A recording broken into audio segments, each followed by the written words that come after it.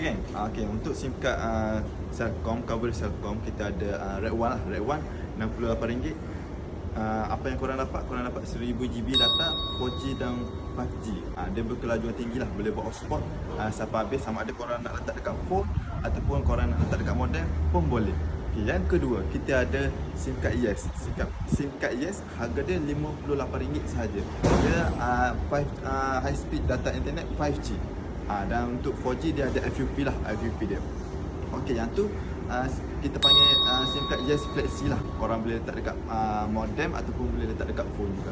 Dan last sekali kita ada SIM card Maxis. Maxis dia ada 3 jenis harga. 3 jenis harga 139, 99 dan 69.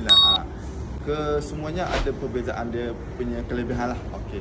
Kalau korang tempat korang ada line ketiga-tiga ni ataupun salah satu line ni, korang kena test lah tempat korang line apa yang kuat. Korang kena bagi tahu saya lah. Saya akan suggest SIM card mana yang okey untuk tempat korang pakai. So korang boleh roger saya dekat chat. Okay, thank you.